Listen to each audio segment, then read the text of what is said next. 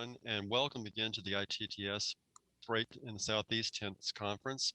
This is our MPO panel, Louisville, Charleston, and Memphis MPO update on performance measures, and it will feature speakers from 3 MPOs around the region who will be discussing their performance measures related to the freight transportation system.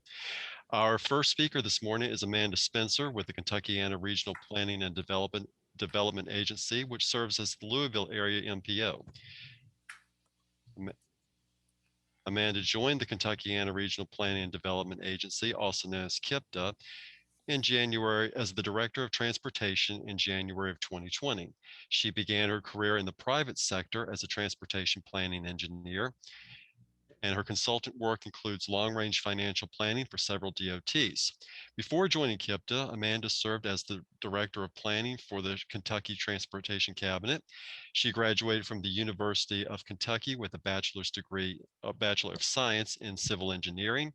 She resides in Louisville with her husband and 3 children. Amanda, welcome. At this time, I'd like to turn it over to you for your presentation. Good morning. Thank you, David. I think I am ready. Well, again, thank you, David. Thanks, everybody. Pleasure to be here. It's always happy to talk about the good work that is going on here at KIPDA. And first, if you'll allow me, I'd like to just sort of set the stage by sharing a little bit about the Louisville area. We are the largest MPO under 1 million population. The Ohio River bisects our MPO with 2 counties in Indiana to the north and 3 counties in Kentucky to the south. We do have all 5 freight modes present in the 5-county region. 3 interstates converge here. We've got I-64 running through Louisville from Norfolk, Virginia to St. Louis. We've got I-65 connecting Mobile, Alabama through Louisville to Chicago. And I-71 connects from I-65 in Louisville up to I-75 in northern Kentucky, on to Cincinnati, Columbus, and Cleveland. We also have 2 regional loops, I-264 and I-265. Several bridges over the Ohio River connecting Kentucky, Indiana. We've got 2 Class 1 railroads, CSX and Norfolk Southern. The Port of Indiana Jeffersonville is here, the Louisville and Jefferson County Riverport Authority, of course, the Louisville International Airport, which is home to the UPS Worldport Global Air Cargo Hub. More than 120 million tons of freight traverse the region each year. So keeping freight moving efficiently is a high priority for the Louisville MPO.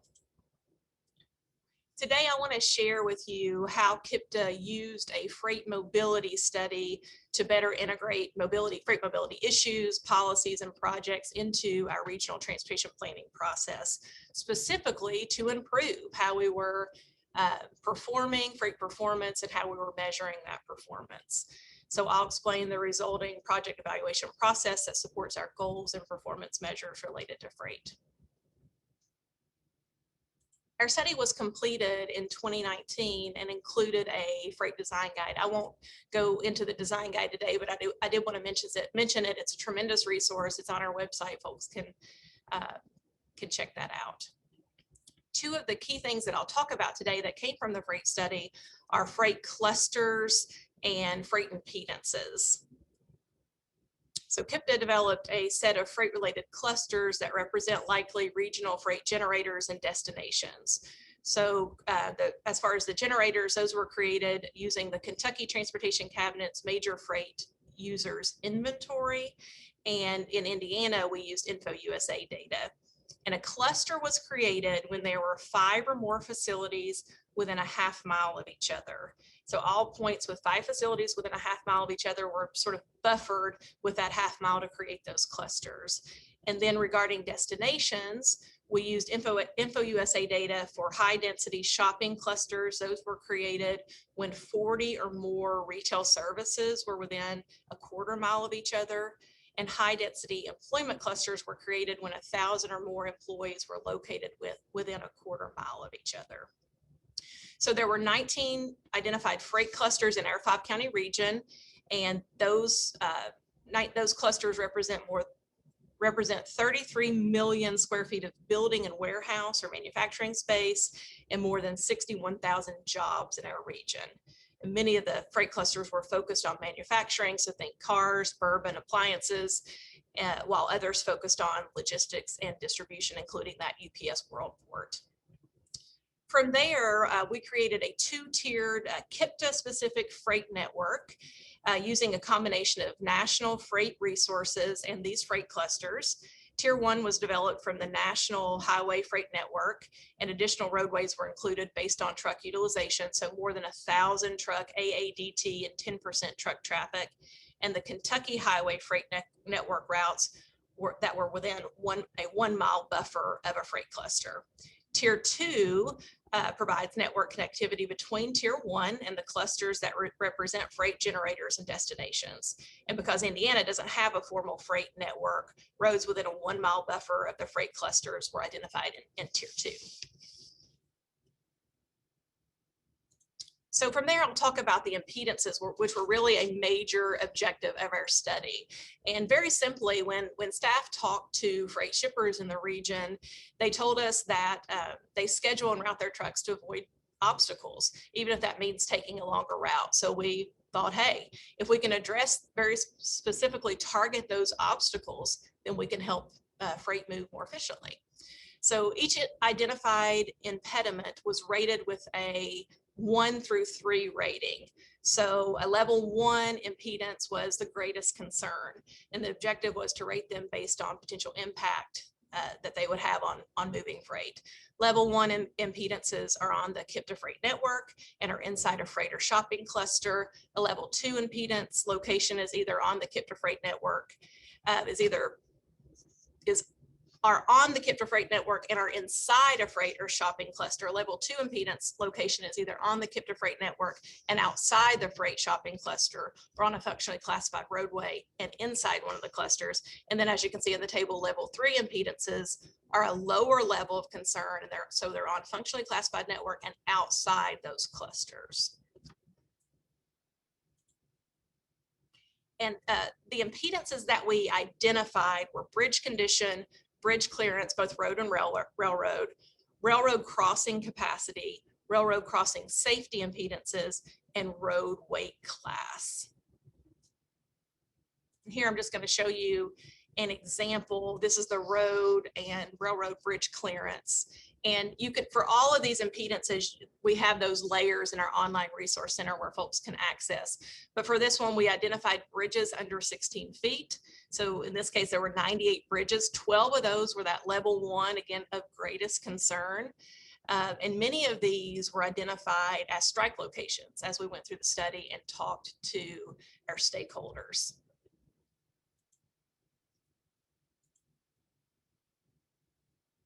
So that's sort of a high level picture of the most important things that came from the freight study. And now I'll talk about how that feeds into, supports our MTP goals, performance measures, and then project evaluation. High level, we have a goal in our MTP to ensure timely and efficient movement of freight within, departing, and entering the region. But for our performance measures, in addition, of course, to supporting the states with their TTTR targets, we have, unique to KIPDA, a measure to maintain or improve roadways on that KIPDA-specific freight network that I mentioned that are at LOSD or worse. We also have a performance measure to reduce the number of locations on the KIPDA freight network within 1 mile of freight clusters where roadway geometry and/or restrictions impede freight movement. And that one is to reduce those locations by 10% by 2040.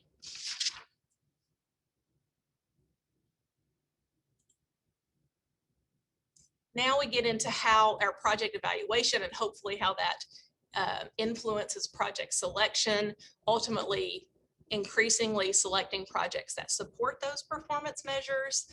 KIPDA evaluates all proposed projects on a number of elements based on need and impact. So we'll give up to 5 points for the need, largely just the location, and up to 2 points for potential impact. We multiply those together for all elements, add up that score, and then of course convert that score into high, medium, low, sort of putting those scores into buckets. The confidence isn't down to the level of the exact score, but we feel pretty good about what does the best and what doesn't do as well. So again, converting those to high, medium, and low. For all of these, you can see here the 7 elements that we score projects on relative to freight performance. For all of these, we've done a separate analysis where we've given a need score for each TAD in the region. For the impedances, though, a need score of 5 points was given to those level 1 impedances, 3 points for levels 2 or 3, and 0 points for no impedance. And then for all of these, an impact score of 2 is given if the project could be reasonably presumed to be addressing the identified impedance. We are working on our next MTP now, and one of the things we really want to make progress on is we want to see more projects proposed that actually target these. We're not seeing a lot of projects score well here. So we want to make sure we're clearly identifying these and that we're increasingly getting more projects proposed that make progress in these areas.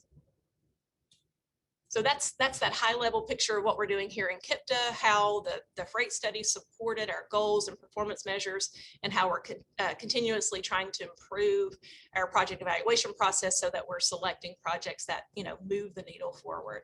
Do want to give credit to our team, largely Elizabeth Fark on my team, who led this effort, and she and I are always glad to take questions by email or telephone, and happy, of course, to take any questions today. Thank you, Amanda. We are going to hold questions until the end. If you have any questions, we do invite you to please add them to the chat pod, and we will get to them as part of a Q&A session at the beginning or at the end of this session. So David, why don't you go ahead and introduce Pragati, and we'll see if we can't get that worked out. Okay. So we'll switch instead to Pragati. Pragati Srivastava has served is with the Memphis MPO. She has served as the director of the Memphis MPO since 2011 and is responsible for the multimodal long-range transportation plan for the Memphis MPO.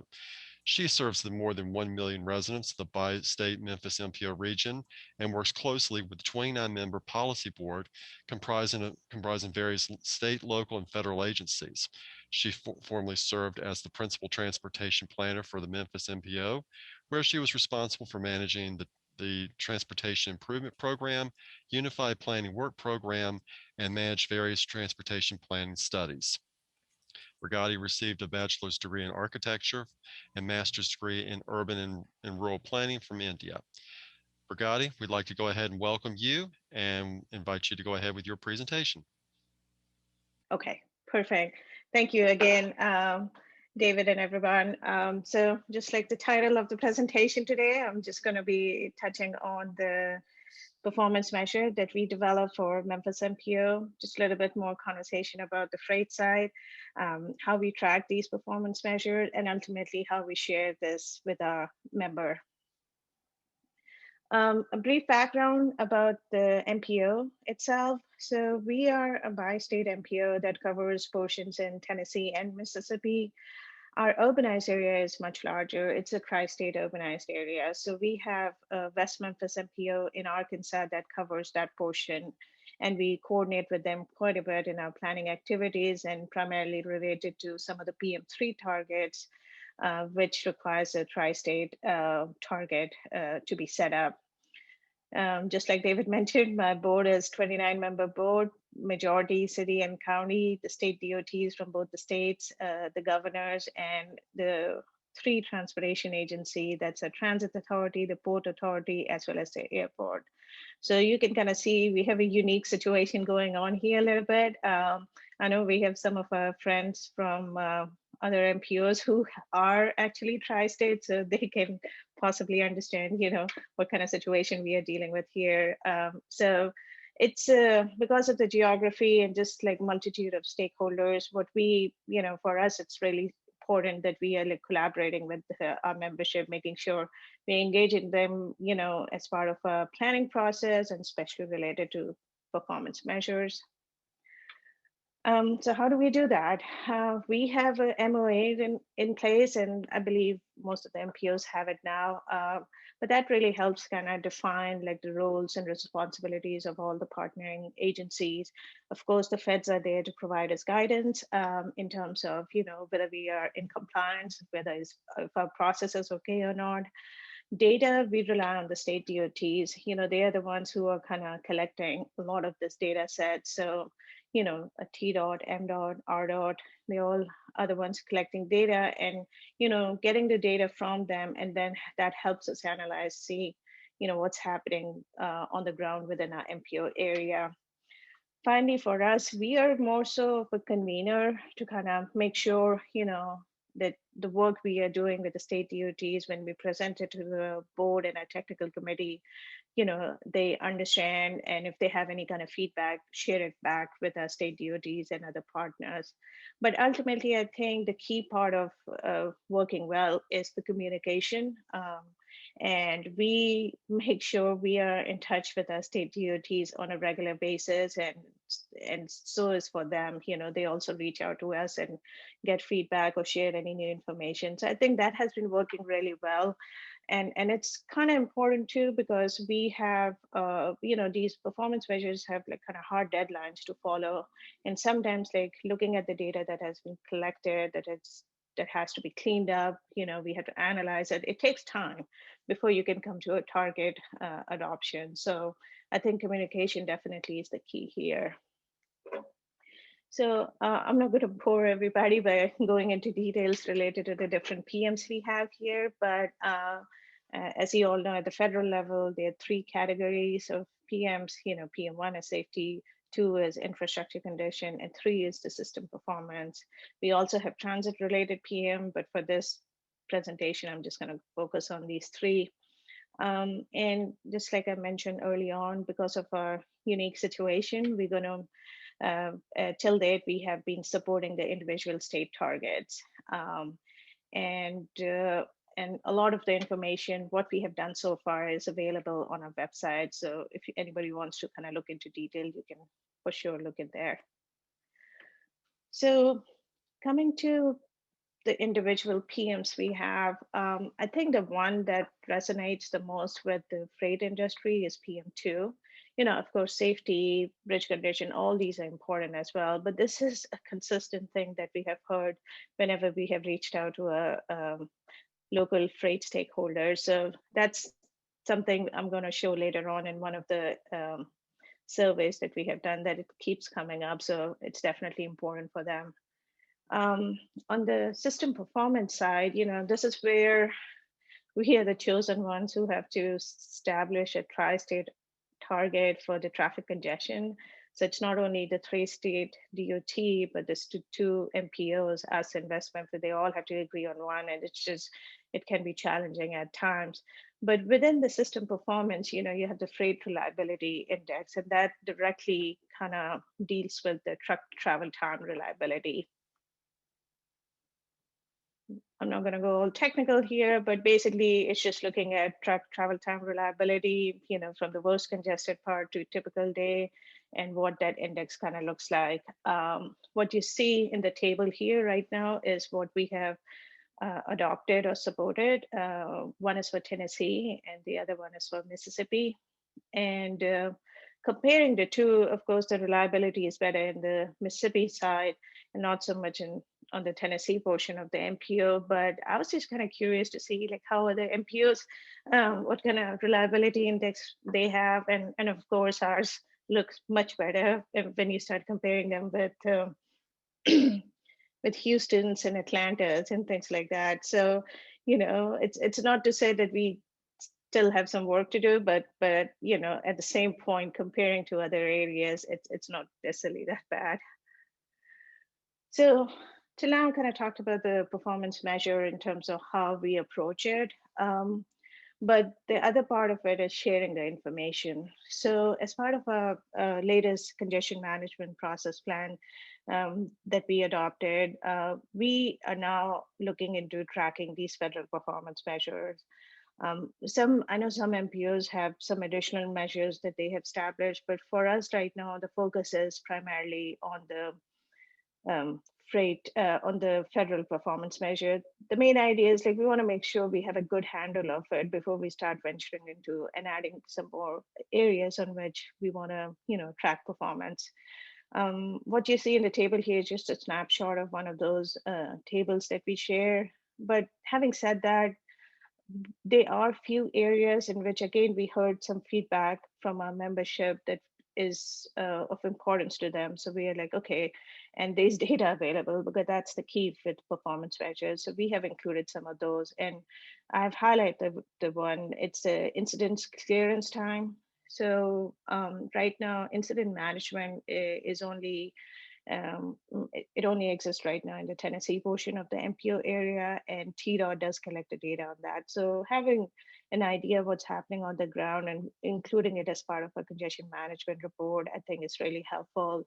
We do this report on an annual basis as part of a state of the MPO report and present it to a board, so they can have a complete idea of what's happened last year. Beyond the state of the MPO report or the CMP report, we also have a data dashboard where one can kind of spend a little bit more time and look into different corridors individually and see how over a period of time, whether the conditions have improved or not, or stayed the same. Beyond just the data itself, the map on the right kind of reflects the same data for 2019 here. So which is, of course, much more easier to understand, especially from a general public perspective. And we have this data dashboard as part of our website, and I've included the link in here. So I'm going to switch gears just slightly. Starting 2015, we started conducting this state freight stakeholder surveys. And the latest one was completed last year. University of Memphis has a freight institute. So they really have a lot of good information and contact information. So working with them, we were able to conduct this stakeholder survey to get feedback from the local freight industry.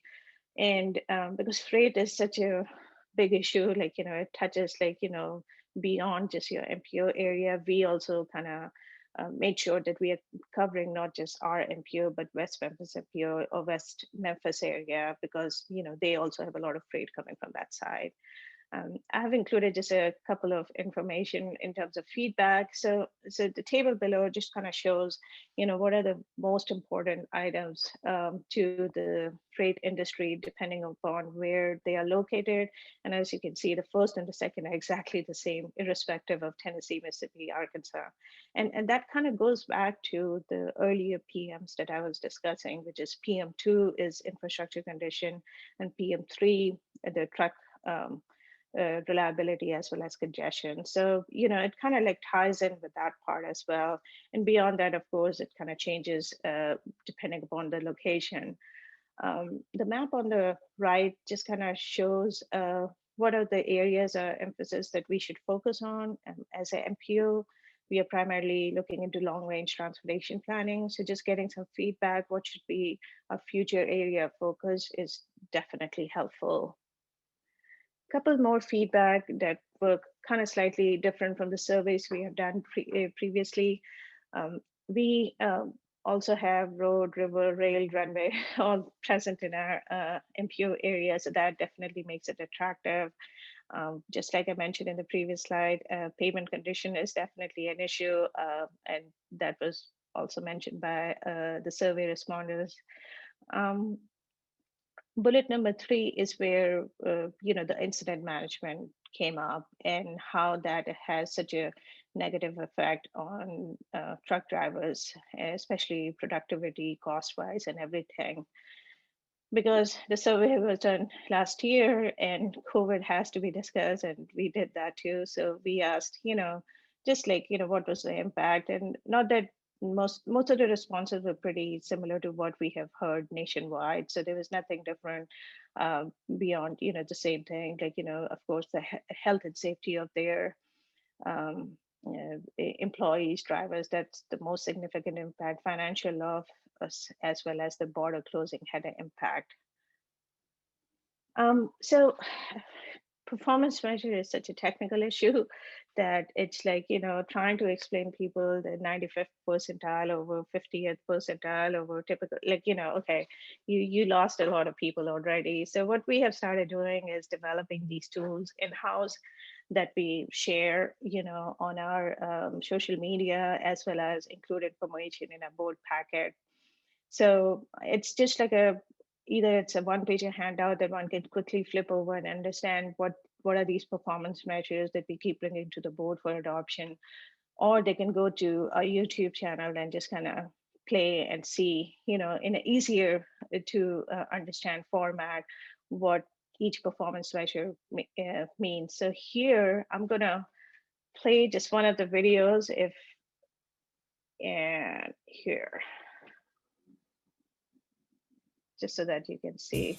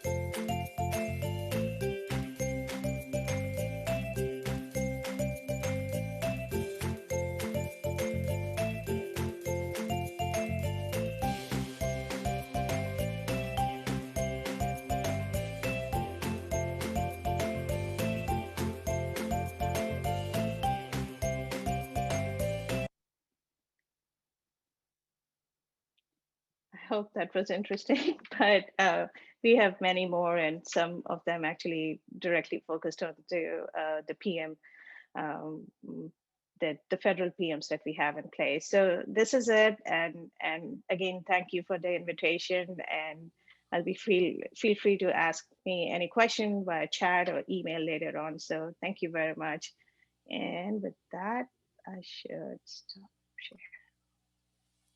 Thank you, Pragati. Sarah, we're going to circle back to you for your presentation.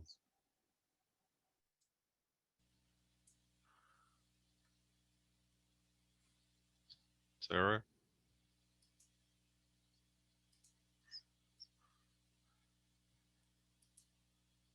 Thanks, David. Okay. Do you hear me Excellent. fine? Good deal. I think I had to make an entrance. We're ready for your let me share mine. presentation, so take it away whenever you're ready. Okay.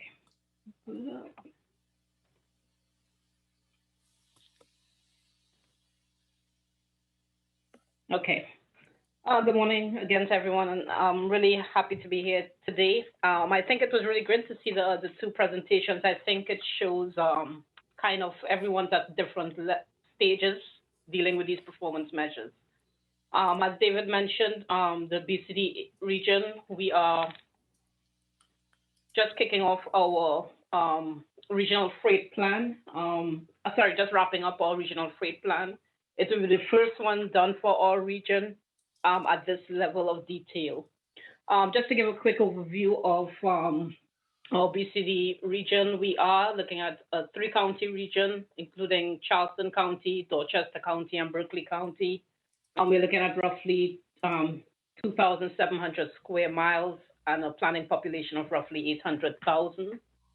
As the BCDCOG, we actually plan for both the urban, so we are the MPO, doing that function for CHATS, as well as the rural planning area for our region.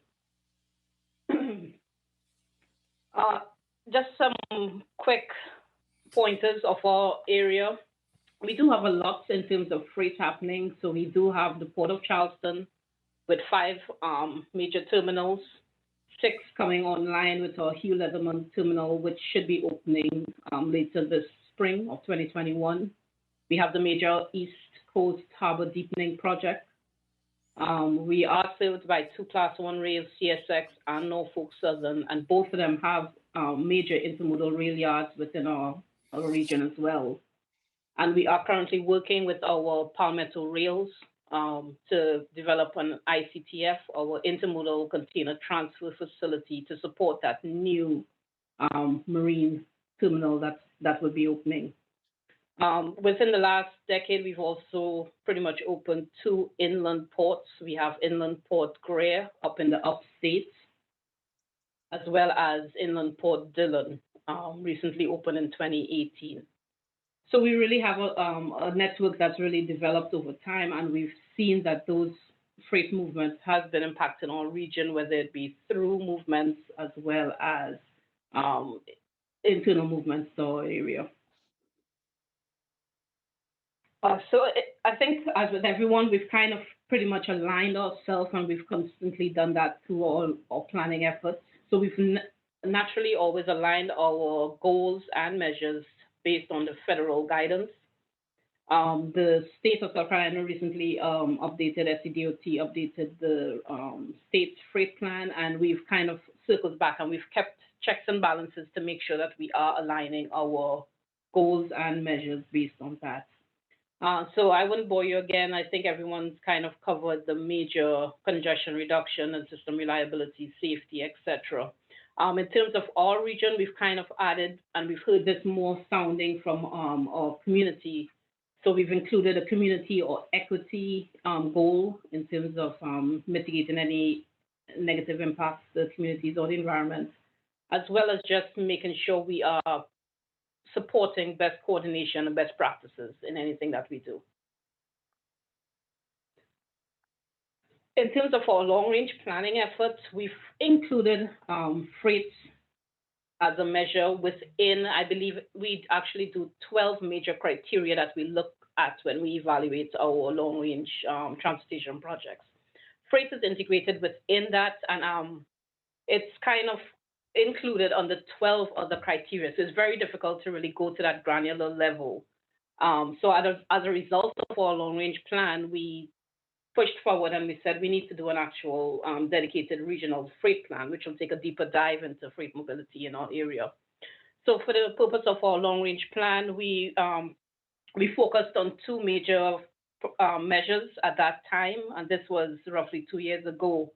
We focused on 1 vehicle delay on our network, as well as impacting any major corridors that were either federal or state, part of the federal or state freight network. So we saw that with that, we had the opportunity to, 1, really get a more local view of freight. So the first thing we did, I believe the other MPO as well kind of looked at what is our local network. So we try to go a little bit further than the higher level tiers of our roadways. So we kind of included those first and last mile connectors, which really wouldn't be those higher order facilities, but are critical in connecting these major generators in our area.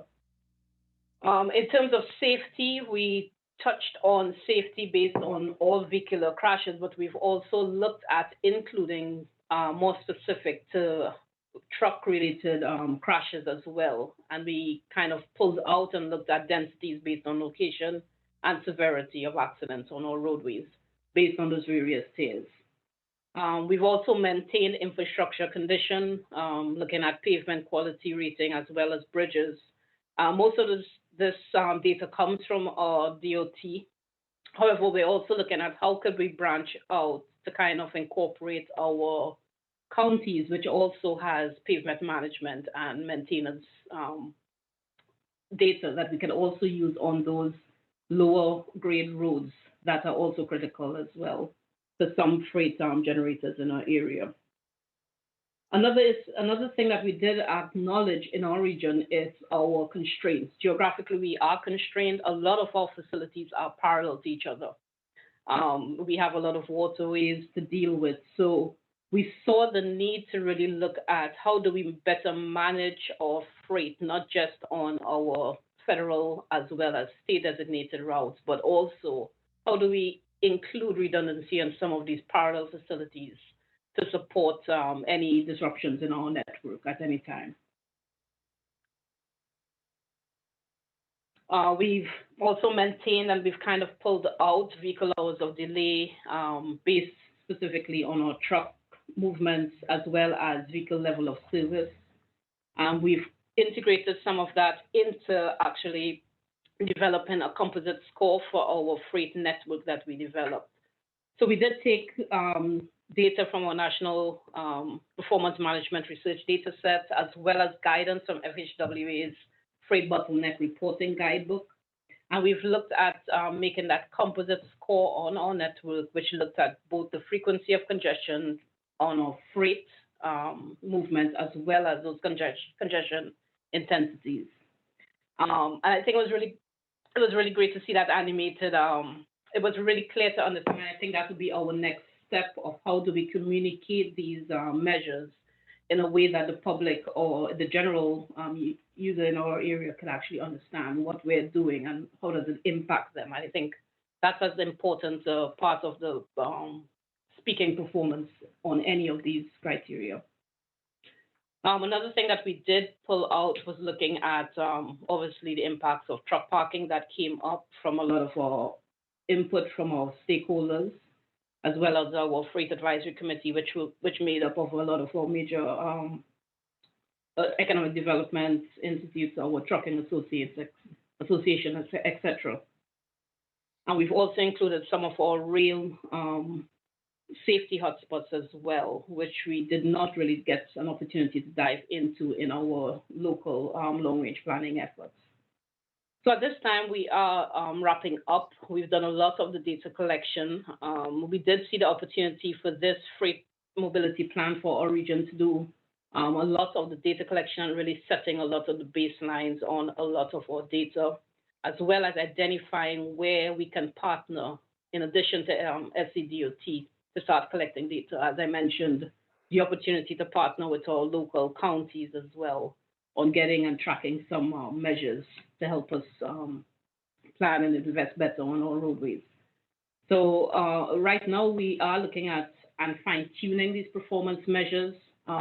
So we are looking to maintain the required truck travel time reliability, but we're also incorporating, and this again came from the update from the state in terms of our regional interstate mileage and other facilities operating below level of service E on certain urban areas, as well as level of service C, because we also have to take into consideration our rural areas. We're also looking at not just crashes and safety measures, but we also drilled down a little further to large truck reported crashes, as well as truck parking spaces available, as well as utilization rates to maintain fulfilling that demand for trucks parking. For rail, we're also including at-grade crossing crash locations and improving those locations. Again, we've maintained infrastructure condition as the required interstate, NHS, and non-interstate, but we're also looking at how could we incorporate first and last mile connectors. And a lot of this really came from our rural area. We have some mining activities done in our region, which kind of wears our rural areas. So we had to see how could we kind of monitor some of those roadways that don't exist in the state's data that we typically use. For economic and community vitality, we are still working through those to finalize some of those measures, as well as incorporating more towards equity and how we define that in our plan as well. So we are looking at supporting these freight intensive land uses. We did do a I'll say a high dive of dive into land use and identifying some of these major clusters and growth in freight intensive uses in our region. We're also looking at annual truck delay and another, I would say a challenge, but opportunity in our region, as I said, with us having so many geographic limitations in terms of a lot of us facilities being parallel to each other. We are trying to see how do we better incorporate these shared or integrated multimodal corridors to have freight within their design. So we are setting the groundwork. There's a lot of work to the next steps in terms of how do we present these performance, how do we track them and report back on them, as well as further opportunities for research. So in our region, we are also looking at high capacity transit, and that would be operating on one of our major freight corridors. So we definitely need to look at how do these two modes interact and not conflict with each other as best possible. Pretty short, but just thank you again for the opportunity. Our planning effort is still ongoing. We are hoping to wrap it up later this spring. So you can visit us at bcdcog.com freight or join us on Twitter or Facebook and follow along. Thank you, Sarah. Just moving into our Q&A session, we had a comment or question come in from Kevin Johns. It was originally addressed to Pragati, and she has posted her comment in the chat pod. But Sarah and Amanda, I'd like to throw this one out to you as well, just to get your comments on it. Kevin is asking, would MPOs consider adding a local generated performance measure to address economic development, something of a community values ROI or something similar? He uses an example in Austin, Texas. They have a performance matrix that was used to calculate incentives for companies being recruited. For example, and some of the factors are the number of jobs, taxes generated, and so forth. Austin Economic Development adds points to measure companies involved with the community, and this elevated the resulting ROI from private sector companies who competed for incentives and contracts to an ROI of 239% from 22 companies. Any comments on that or any thoughts on that y'all can share with us? David, I can just say from KIPDA's perspective that it's certainly something that we're interested in, and we have a small work group put together here that is examining how we might measure economic impact of projects. Currently, we're looking at things. For one thing that we're looking at is maybe piggybacking on what the state is doing here on the Kentucky side, where they use TREDIS to model projects. They model projects and then use TREDIS to estimate potential job growth. And they also look at how, by modeling projects, how certain projects might increase access to existing jobs. But just beginning here at KIPDA to look at that, and yes, very much interested in having a measure that gets at the economic impact of projects. Yes, I was just saying we are interested in that, and I know it's a lot to put on the plate of a first mobility plan for our region, but we are thinking about how do we actually capture that. We've had comments on, especially with our various modes in terms of mode split, if we could get some of these other options to some of these major industrial areas, industrial sites, etc., and better serve them with different modes. How does that open up different corridors for freight as well? And our region has been really, really aggressive in terms of really doing more of that multimodal. We are looking at high capacity transit. We are definitely trying to address congestion across all fronts. So we are looking at that as the next step of how do we incorporate those more in the local sense. Okay. Another question that came in, and again, this is for the panel. Are there any impediments to the MPO MRDS utilization or suggestions that you have for improvements to that database. If anything that any issues that you've had, any ways you would suggest improving it? I can also speak to that, David, and just say the impediments are so great that we don't touch it. And we're blessed here to have again a state partner who they have wrangled that beast and understand it very well. And again, we support their target where MPMRDS comes into play, but just so complicated that no, we've not been able to really use it at all here at KIPDA. Personally, we're getting the benefit of the state, and I think I see that Scott Thompson's actually on from KYTC, and I'll give him credit because they have put a lot of time and energy into being able to utilize that data set. Sarah, Pragati, any follow-up? Okay. Let me move into this one. This one came in from Daryl Fields. He was asking, how do MPOs define first and last mile? That's a question I think everyone in the freight industry struggles with, is how to define that.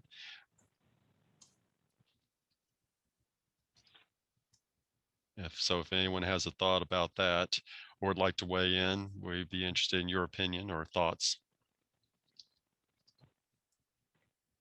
For our area, we kind of looked at it and we've kind of dug through some of the literature just to see what works, what we may have to tweak. And again, I think some of our activities in our area, we had to separate between commercial freight versus that service freight, first last mile. But we did look at volumes as well as cluster analysis of those land uses. And we kind of did a buffering of it. What is reasonable? So I believe we did a 1 mile and a 2 mile buffering in our area to kind of capture what are those major first mile, last mile connection to those higher order tier of roadways. Certain land uses kind of fall through the cracks, and we kind of dive a little deeper and we see where we could tweak it. But that was our first take at it. I think we captured some of those major ones that we saw.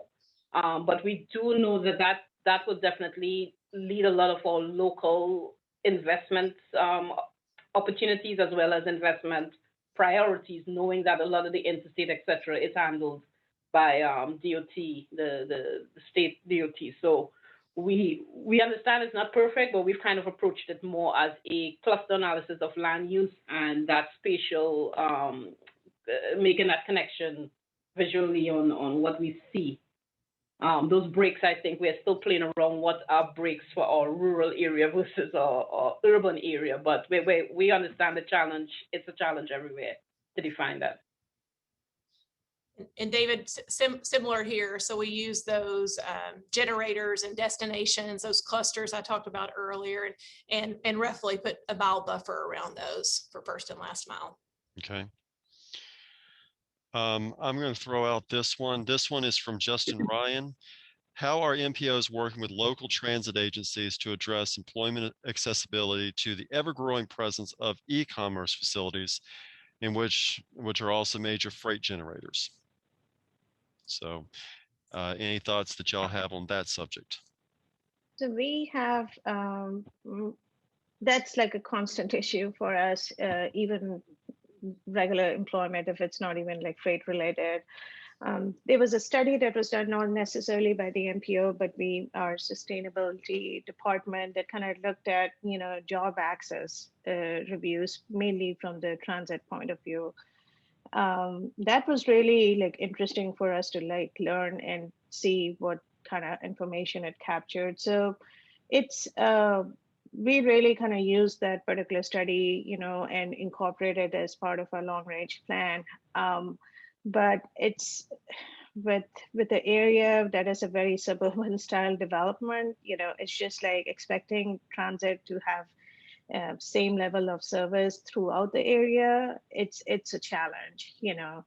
Our transit agency most recently completed a transit vision plan that is kind of looking at improving like frequency along the routes, and especially in the higher employment locations. So everything boils down to money. You know, they need money for like operations, and that's like it's in the MPO world, the funds are so like divided, like, you know, that it's just like what you have, you cannot use it for a certain thing. So there are a lot of restrictions in terms of that. But all said and done, like that is a regular conversation we have with the transit agency. And as and when like they do any studies, we work with them to make sure however we can support them in their services, we do that. Okay. It's 11:57 right now. I'm going to ask another question, and we have a couple more who've come in, but this one I'd like to ask. If we have time, we'll get to some more. Sarah, you mentioned in your presentation asking performance measures involving equity. Do you have any and this came in from Teresa Langer. She'd like to know if you have any further information on what that might entail.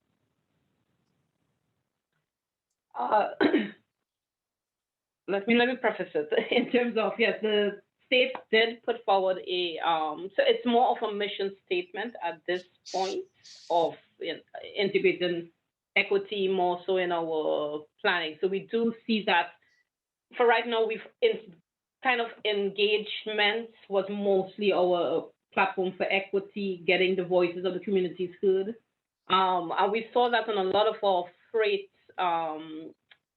some of the community concerns are sometimes overlooked or not really fully vetted. So we did approach it as how do we engage the community more so when we have to do decisions on some of these, whether it be land use decisions as well as transportation, freight impact on the community. So that was our, we're still defining it, but we think we could integrate it more into those interactions and the level of bringing in the community on the front end of some of these planning efforts. Okay. Okay. It is, we still have some other questions, but in the interest of time, I think we're going to go ahead and wrap this up. And if we haven't hit your question right now, we will try to get to these as we go through the rest of the presentations. So Frank, if you are okay, we're going to go ahead and wrap up, and we'll yield back to you.